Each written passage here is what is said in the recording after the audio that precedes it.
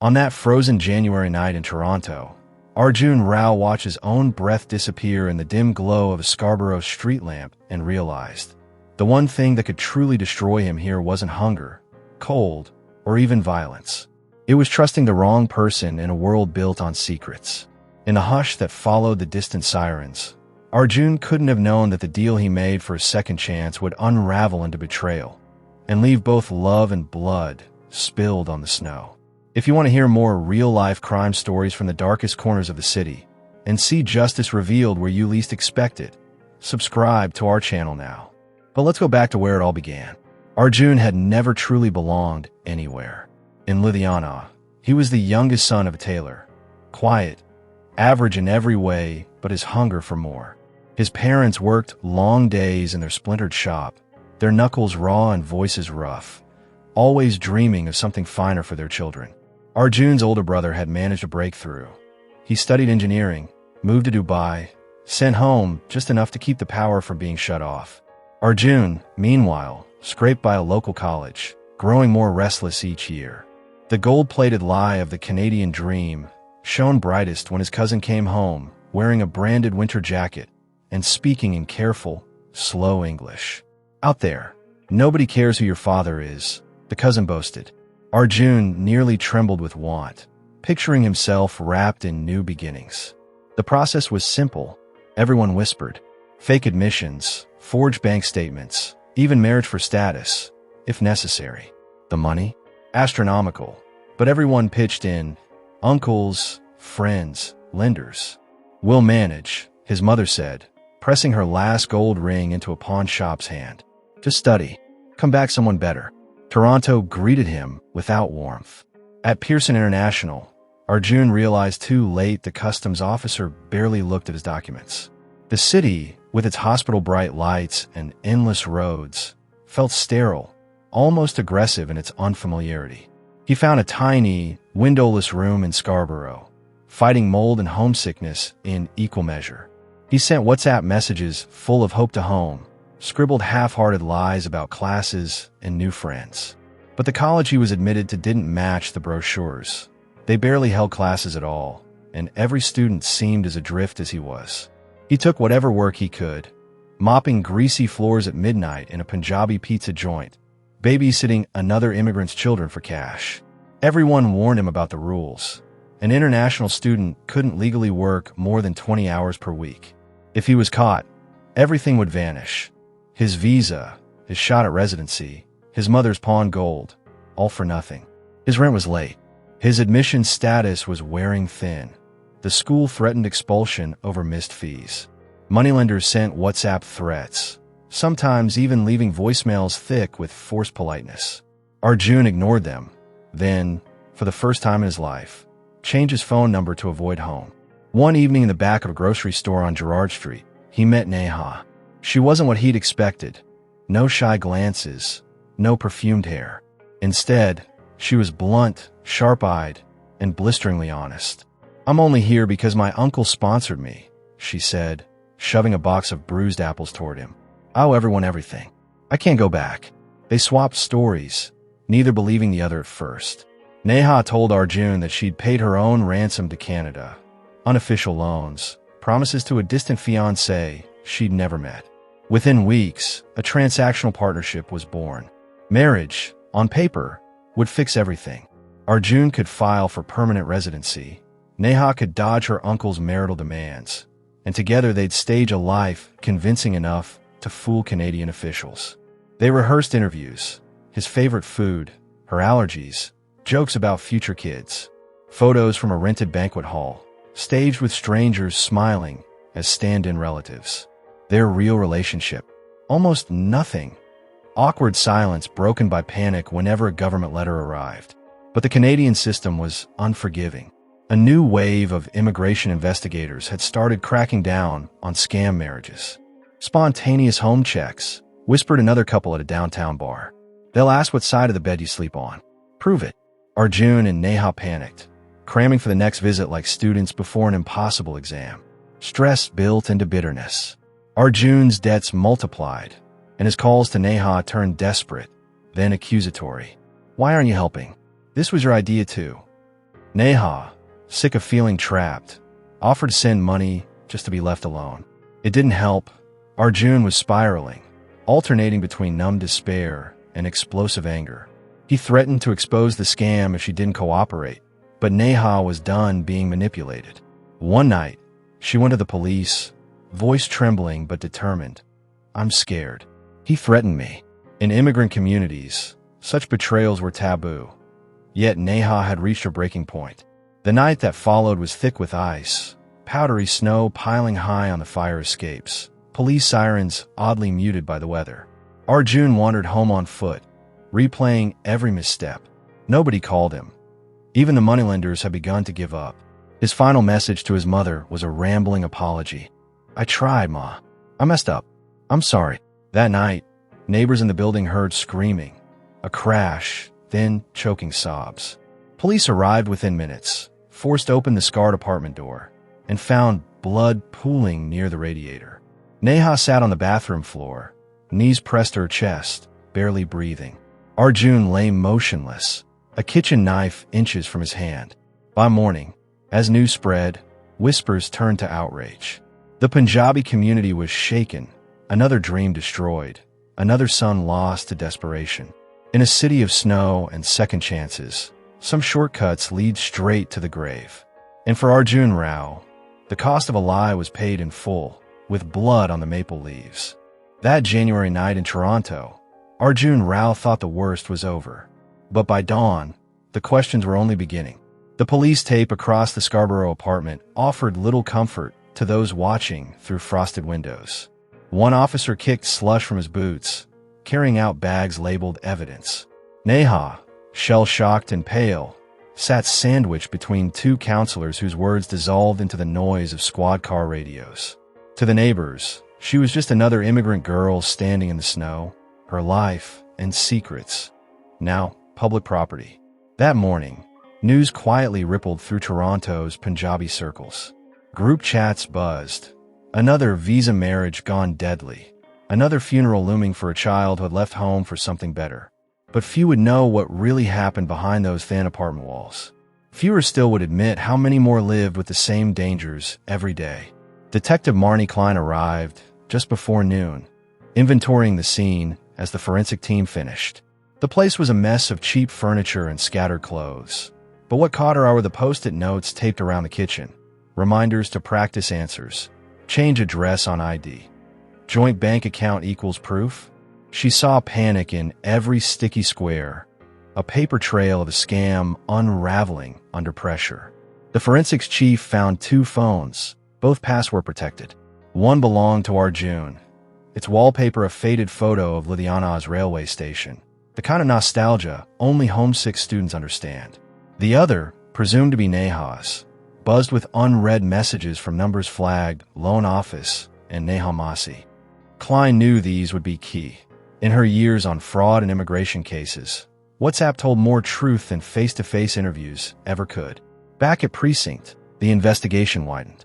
Detectives quickly confirmed that Arjun and Neha's marriage had been flagged in the immigration system for a random home visit just 2 weeks earlier.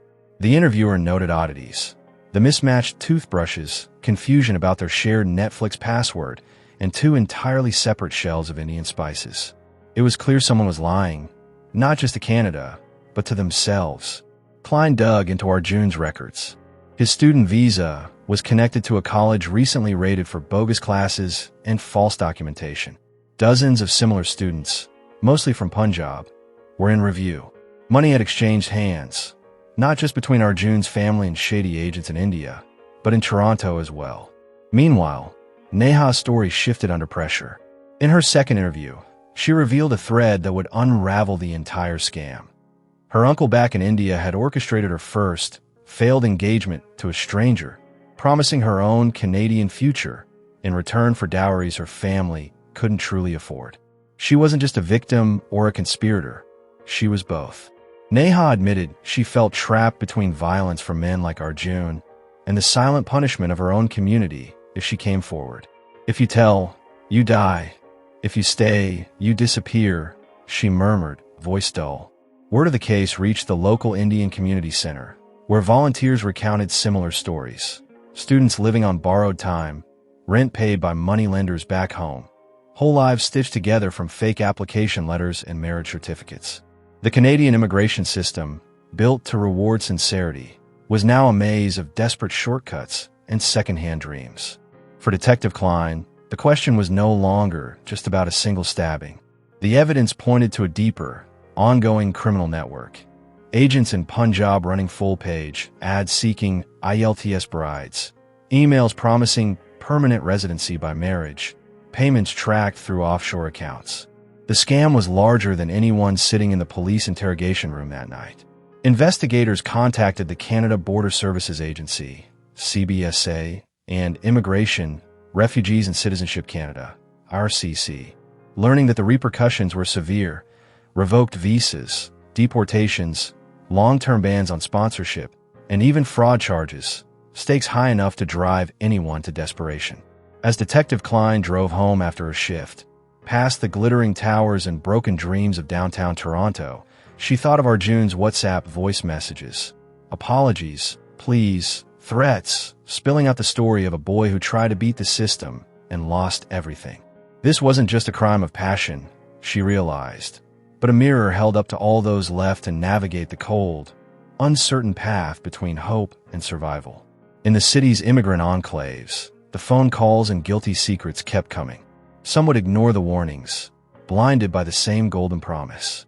Others would see in Arjun and Neha caution, proof that, in the shadows of the city, even the cleverest lie has a price tag waiting to be paid. Blood dries slowly in winter, and fear clings even longer.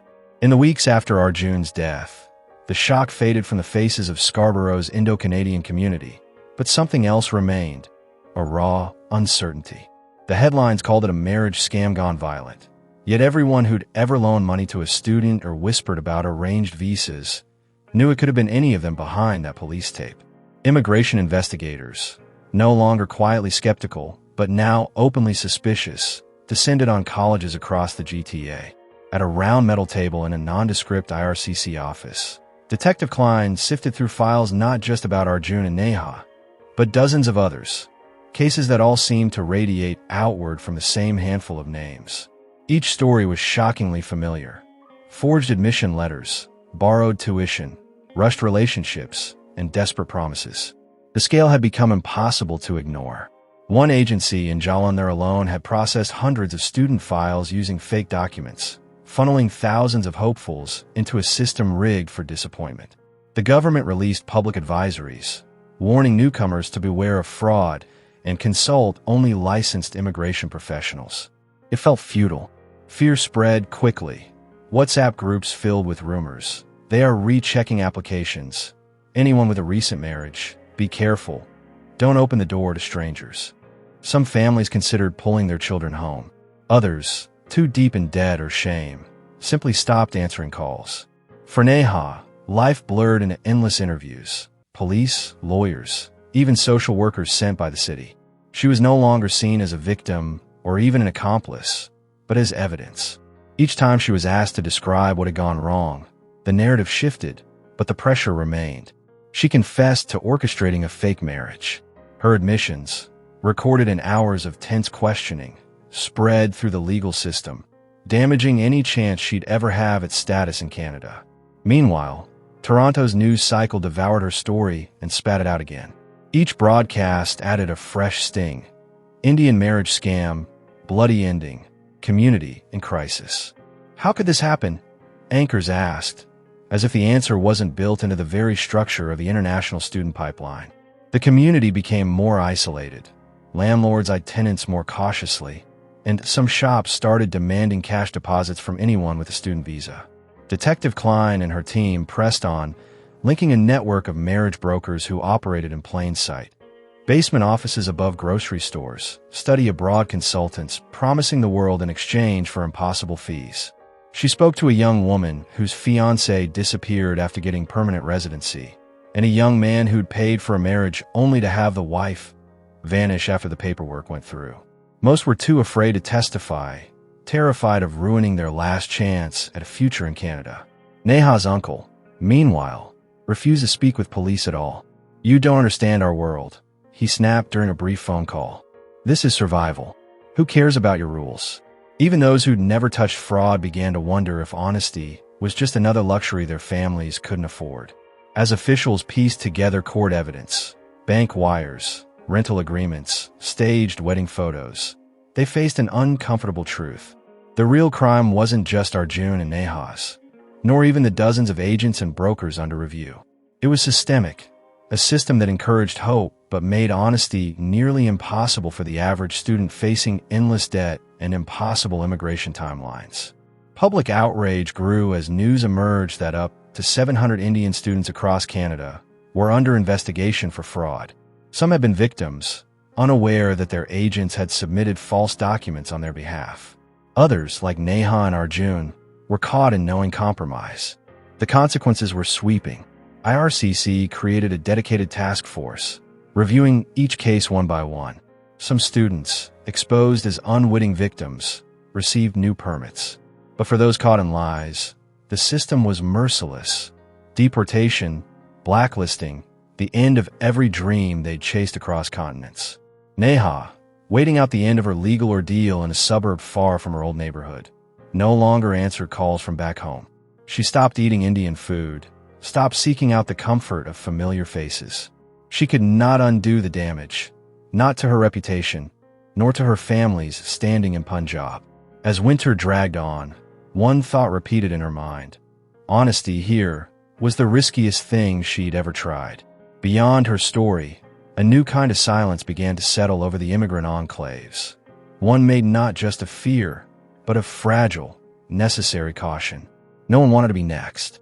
And everyone, brokers, students, families, even the authorities, knew that change, if it came, would leave just as many dreams dashed in the snow.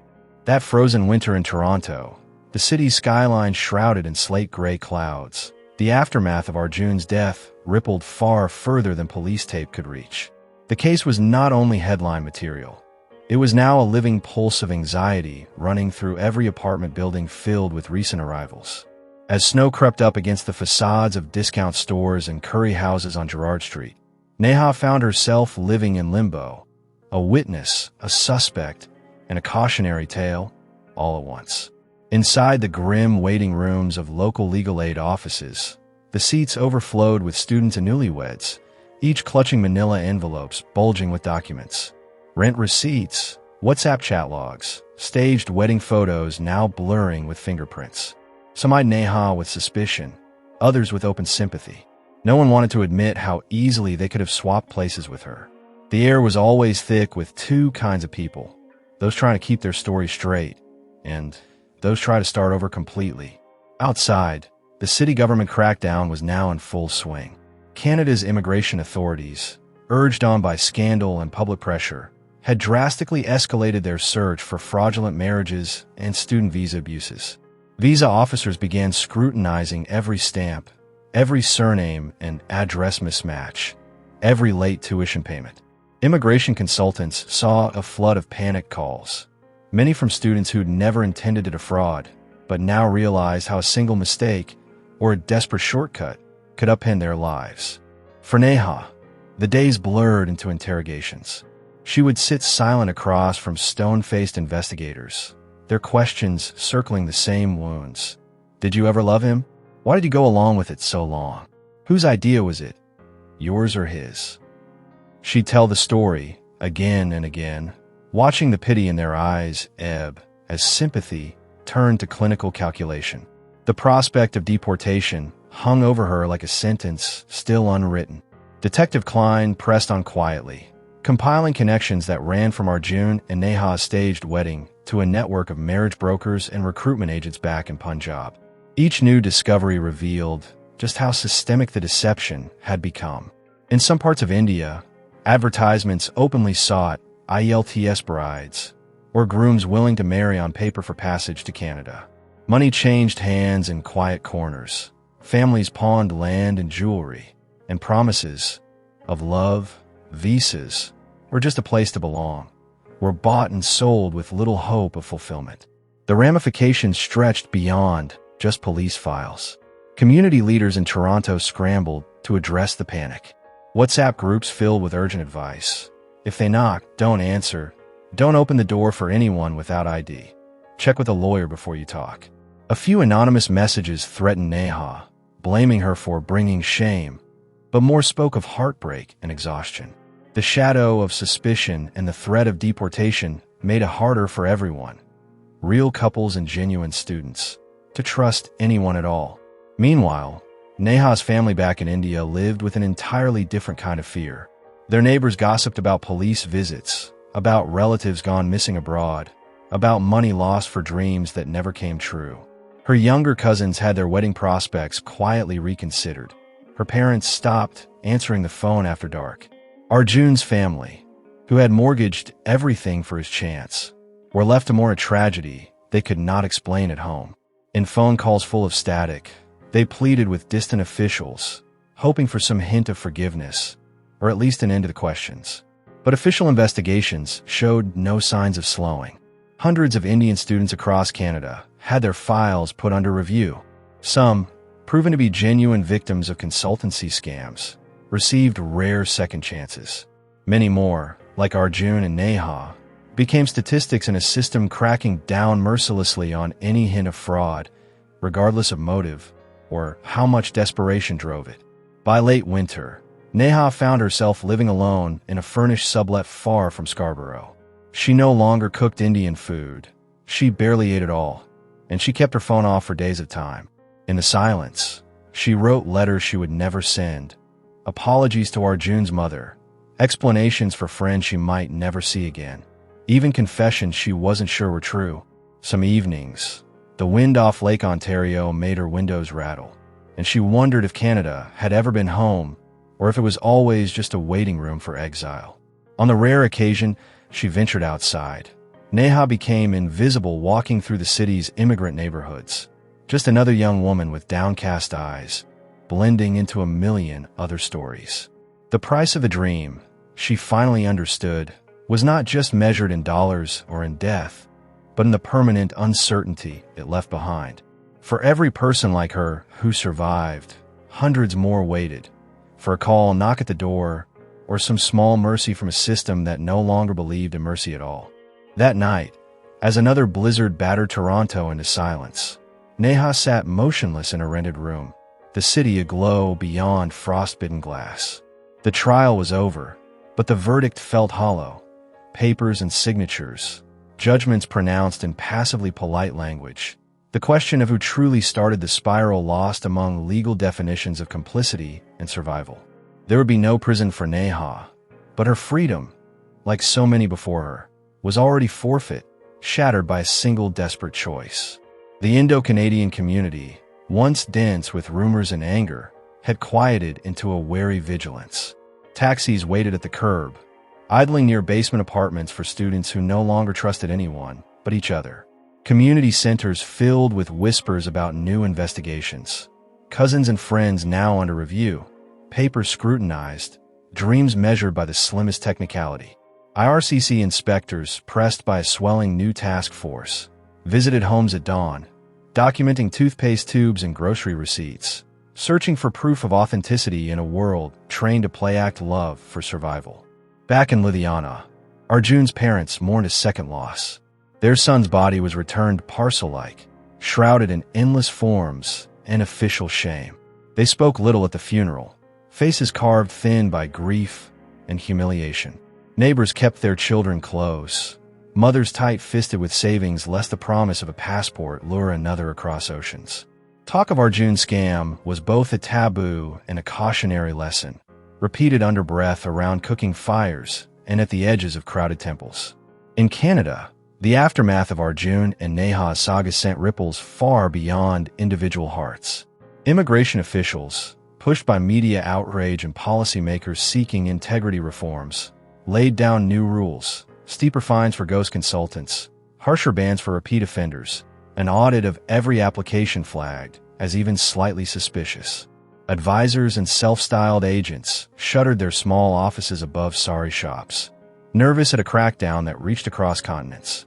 For many international students and new arrivals, this meant fear, papers checked at random, interviews suddenly more probing, more personal, warnings from home to be careful with every word, every story told to an official.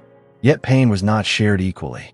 Some students pulled together in hidden solidarity, assembling WhatsApp groups to share real stories of escaping consultancy scams. Others just to vent about the unbearable loneliness. The rare few who reached out for help were met with cautious empathy from lawyers and pastors, told quietly about survivors' funds or the rare chance for legal clemency.